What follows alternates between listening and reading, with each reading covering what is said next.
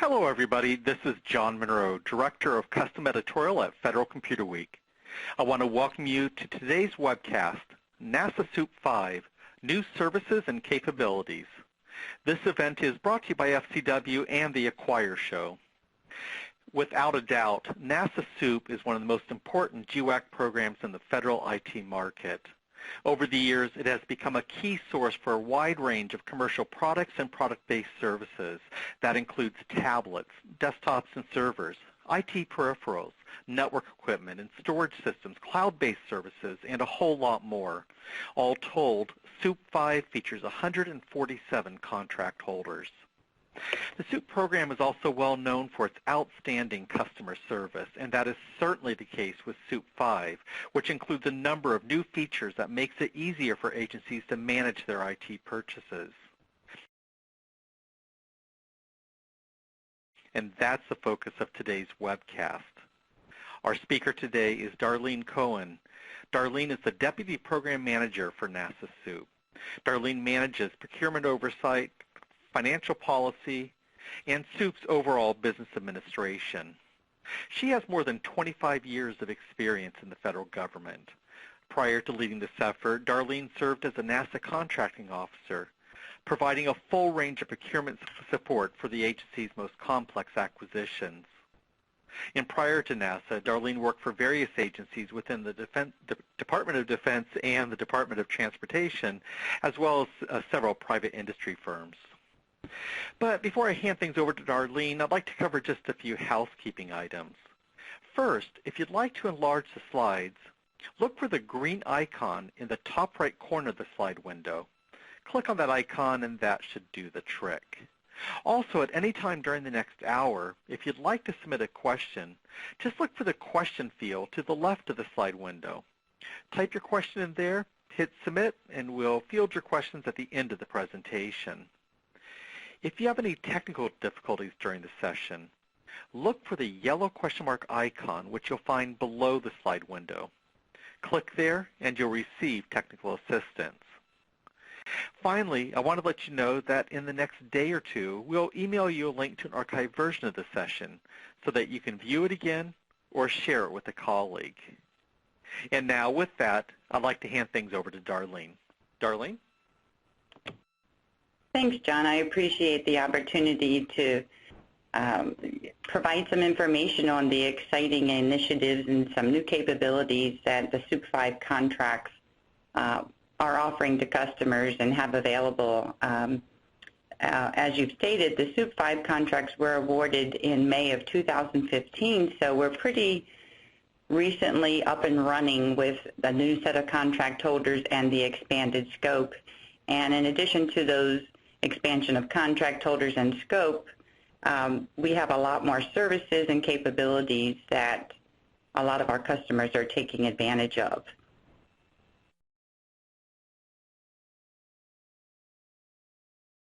So to introduce some of those new services, we're going to go over some of the strategic initiatives that is either program-wide or government-wide initiatives that are in place at this time. The first one we're going to talk about is the Government Strategic Sourcing Catalog that was essentially put into place by OMB and OSPP for the procurement of standardized desktops and laptops that was mandated in October of 2015 to be procured through either the SEWP contracts, GSA schedules, or the NIH program. So that's very exciting. We have some current catalogs up and we have customers who are using that, and we'll go a little more into detail about that in a few minutes. In addition to that, we also have our agency-specific catalogs that are very similar to the Government Strategic Sourcing Catalog that we are offering customers. That is a very innovative way of procuring anything that's under the scope of IT and the NASA SEWP contracts. So we'll go into detail about that as well, and we'll discuss briefly some delivery order with options, which is another mechanism for procuring through our contract vehicles. And then one of our main new initiatives is SEWP's reporting capability. I think, as we know, a lot of agencies say that they can report certain data, but I do believe that we are the only program currently that can report at the line item level or product classification level, which is really exciting to the OMB and OFPP and also NASA headquarters and other agency headquarters offices who can obtain data that they normally would not be able to produce themselves.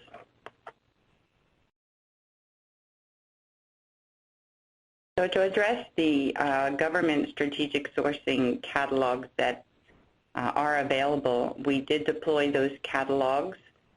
They're on our website publicly now under Strategic Sourcing tab on our website.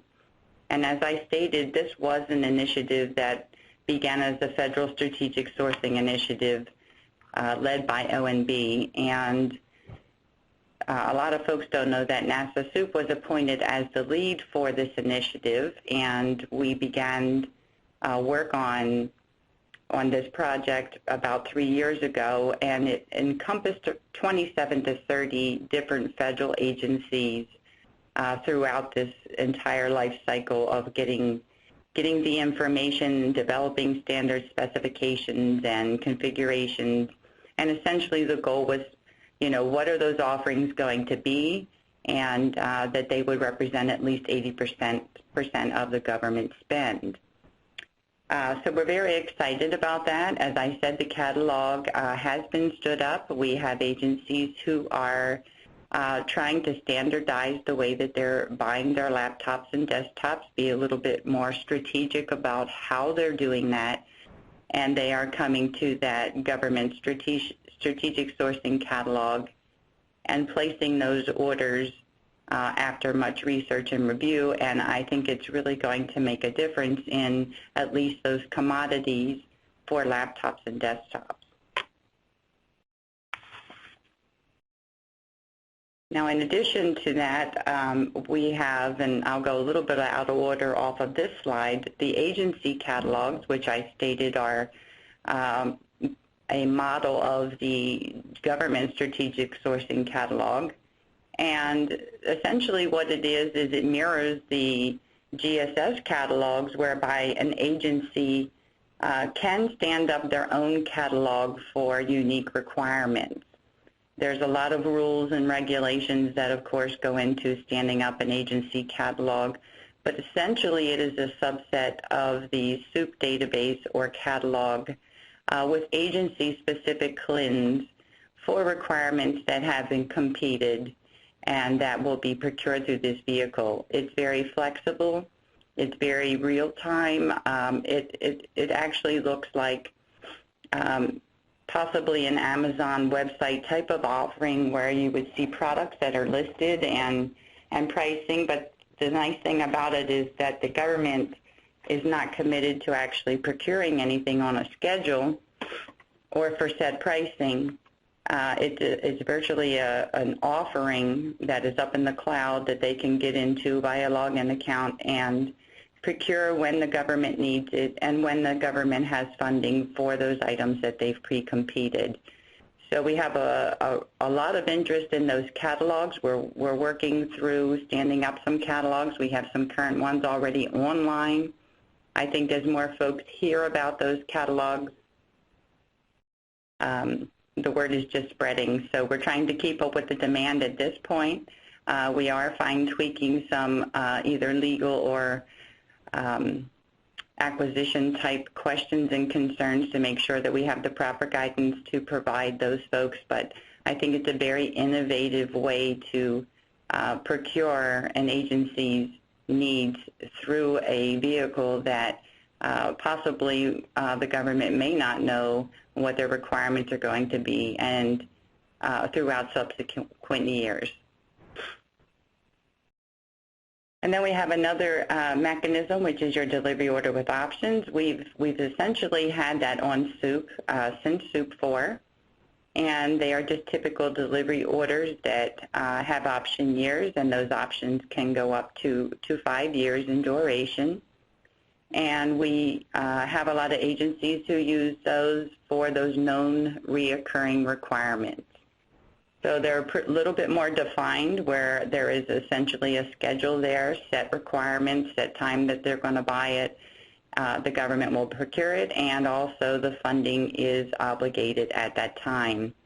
But what it does afford the government is the opportunity to be able to set up a 5-year order for those known reoccurring needs, such as possibly your annual maintenance renewals, or if an agency knew that they were going to procure a certain amount of laptops per year, each year for the next 5 years. There's lots of different innovative ways that they can be utilized, but again, they are more for those known reoccurring requirements.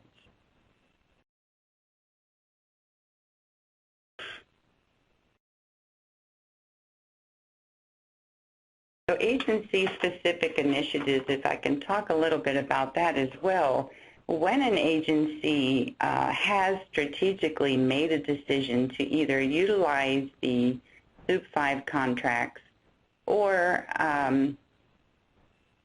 utilize them in any fashion. So for instance, we have some agencies who have mandated usage of the SEWP contracts. It could be for specific commodities or services, or it could just be for everything that they procure. So we do have some mandates from other agencies whereby they use our contracts. And when we realize that we have a mandate in place, we encourage those customers to create what we call their agency-specific web page. And so if you went onto our website, on our home page, there's a header in there called agency-specific pages.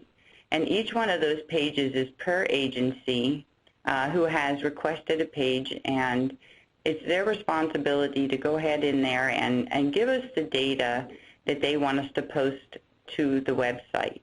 And the instruction is that for all of the customers, say for example under the Department of Veteran Affairs, they should be directed to their own VA specific page where they can go in there and obtain whatever information is available to them throughout their command.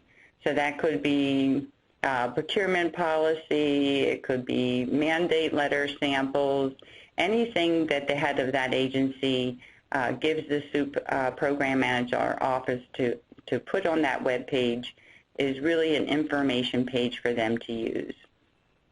And I think as being a GWAC, that's a very valuable service that we provide, because we receive a lot of assistance tickets, help tickets.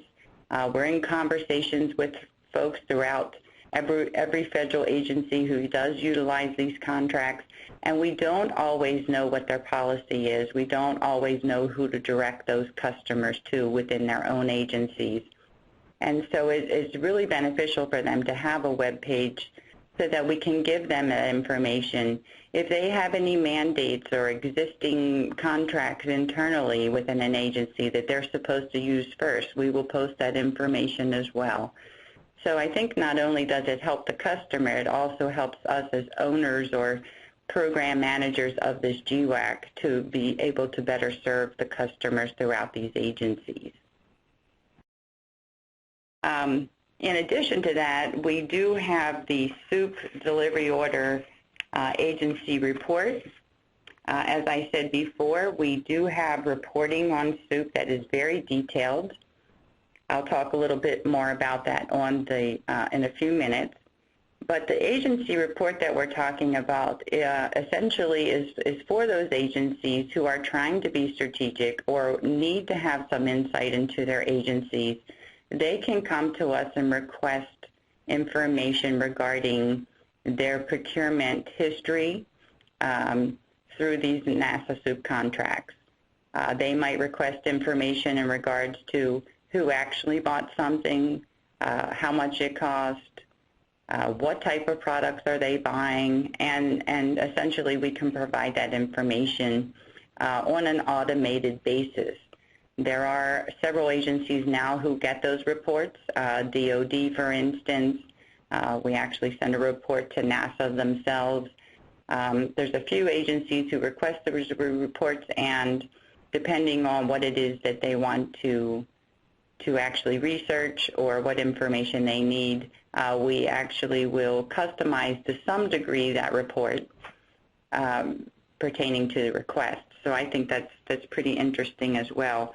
Part of the information that's contained in those reports, there's about 27 data points that really is almost everything that you would find in an issued order or issued contract through these vehicles. So the information is very intensive. We actually met with the heads of DOD who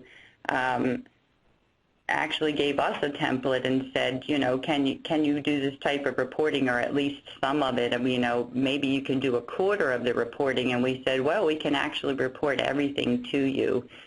So, you know, as you know, DOD is our largest customer, and they were very pleased that essentially almost everything that they needed to have on this report is able to be sent to them automatically. We've already talked about the agency catalog, so this bottom bullet here, I won't go over that again. But as you can see, this reporting that's on SEWP, I've talked about it a little bit as well. As far as what's contained in that report, it's not just pricing, it's not just what have folks bought or who has bought it, what areas or regions, component of DOD, component of an agency. We can go down to the sub-level under an agency and report this information. But in addition to that information, we also report on Energy Star, EP'd information, Trade Act Agreement information, and also we report on supply chain information, which I'll talk about a little bit further down the road as well.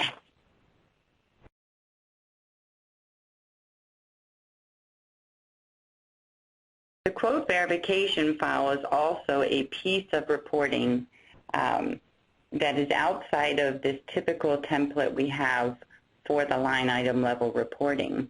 And this quote verification is essentially a file that comes with each quote through our system. So if an issuing agency posts an RFQ or request for quotation through our system, and they receive quotes back from our contract holders, with each quote, this file called a quote verification file or CLIN file actually comes with the quote to the customer. So our database, which has been customized throughout these years and essentially can provide a lot of information due to that customization, will give the issuing CO this information as verification as to whether the products they're procuring are Trade Act compliant. We'll also let them know what level of supply chain that product has gone through, EP'd and Energy Star.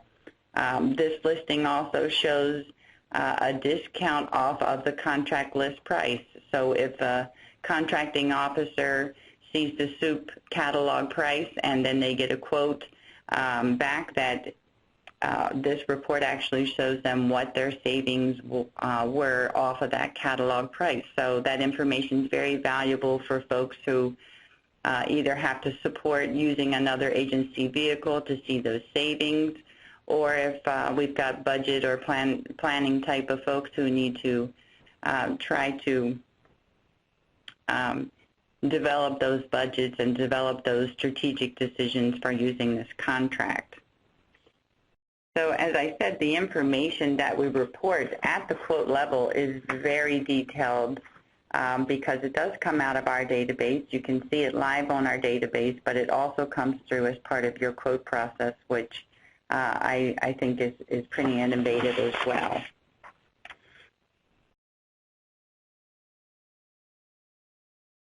The agency report example that we're showing here is the actual template for our standard report.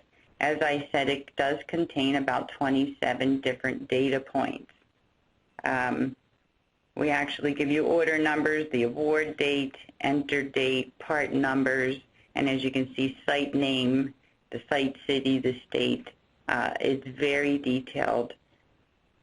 This report can also be sorted, so we provide it to those agencies with a sort capability. So say, for instance, we gave this report to the Department of Defense, and it was a lot of information, and they just wanted to sort it by price, or they wanted to sort it by maybe one of the components of DOD and just pull out the Army or the Navy. It has a lot of functionality in it that we provide to this customer as well.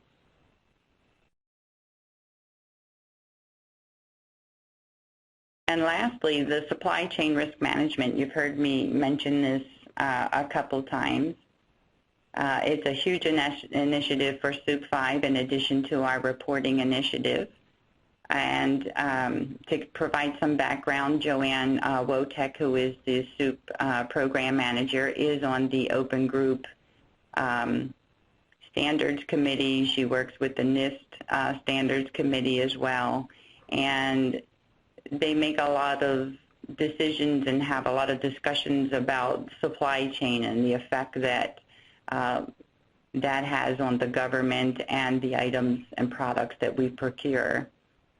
And so DOD actually came out to our office. They were getting ready to do their government-wide supply chain policy, and they came out to the SEWP program management office to discuss what types of levels of supply chain they would be interested in, and essentially the entire government should be interested in or may be.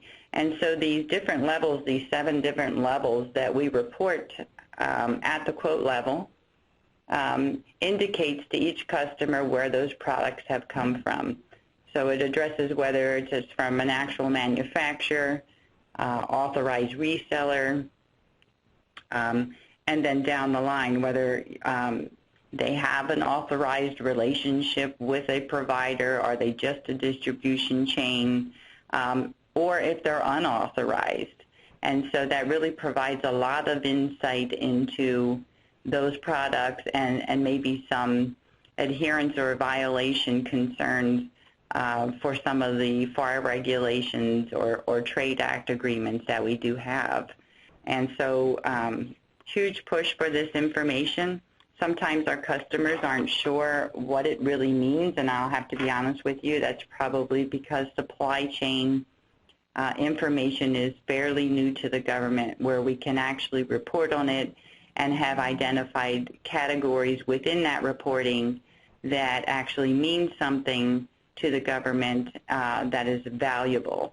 And so we're pretty excited about the capability to report this, and also further enhancements to possibly the supply chain risk management as we continue discussions throughout the government regarding the policies that are in place for the government customers.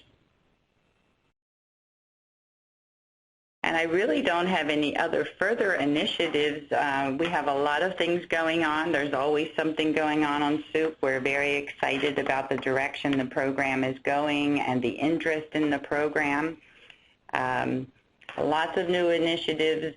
When we first awarded SEWP 5, I've just went over a few of them, but if anyone knows SEWP, you should realize that we're always making changes. A lot of those are based on either regulations that change or customers who have come to us, you know, bringing maybe an innovative idea to us that we will incorporate into this program. So I like the fact that we're never stagnant. We're always moving forward, looking for innovation, looking for different ways to do things that better assist the government customer in procuring things that the government needs. I'd like to thank you. I appreciate it. Great. Thank you, Darlene. Well, it looks like we have time for just a couple questions here, so why don't we jump right into those. Darlene, the first question, how do I request an agency catalog?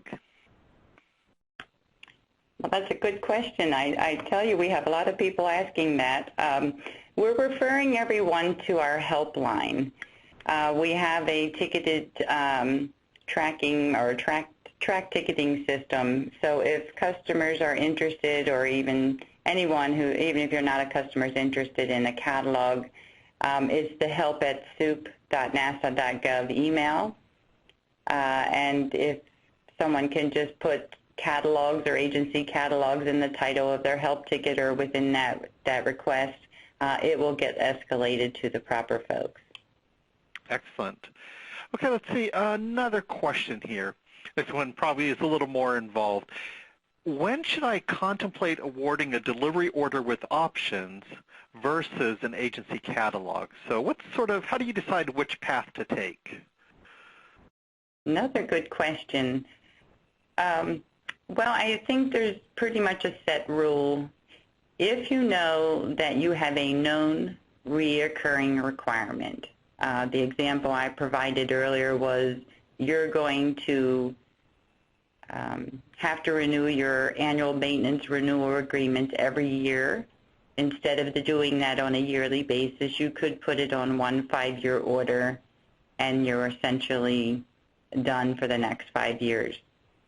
So if the government has known requirements and they have the funding for those requirements and they can identify them, then we would recommend a delivery order with options.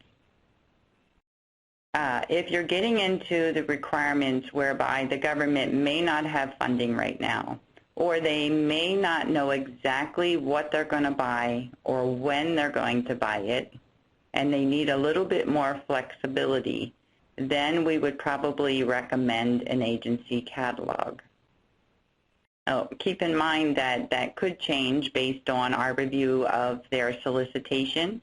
We'll have a lot of discussions with a customer if they come to us and they're asking this question as to their procurement method. How are they intending on procuring? What kind of competition do they expect to get out of this, if any? Are they anticipating single or multiple awards? So based on those questions, we could maybe switch them from one to the other. But I think just from the initial gate, if you just think that you've got known recurring requirements, most likely you're going to go with a delivery order with options. Okay, great. And let's see, time for one more. Got another kind of process question here. How do I get a report? Is there a process for requesting one? Yes. So again, it would be that help email address. It's help@SEWP.nasa.gov. And the process is that the help ticket will come in. We have a full-time person who handles the reporting program. And she will contact that customer and provide our authorization and process information. And part of the reason we have someone assigned to that and runs that program is because we realize that information is sensitive, and we don't readily give out information to everyone who requests that information. So we do have a formal process and authority whereby if someone is requesting information, we have to have someone at the head of that agency sign off on their request, stating to us that they're allowed to receive that information. Once we receive that paperwork, then we'll contact the customer again and we'll ask them, how frequently do they want to get the report, what kind of information are they expecting to see, and we'll let them know what we can provide them. And then once that discussion's been conducted, we essentially can just set them up automatically in the database to start receiving these reports. Excellent. Okay, we are just about out of time. I would like to thank Darlene Coen for a very informative session. Really appreciate your time here today. But before we sign off, I do want to make sure that everyone here knows about the Acquire show. Acquire is a free 2-day conference and expo for government, military, and contractor professionals looking to deliver on agency missions. That's what the show is all about. It covers a program's entire life cycle from policy setting to end-user experience, and it offers thought leadership, training sessions, and a packed expo floor. The Acquire Show is happening on June 8th and 9th at the Convention Center in Washington, D.C., and you can learn more about it at acquireshow.com. Again, I want to thank everyone very much for attending, and we look forward to seeing you in June.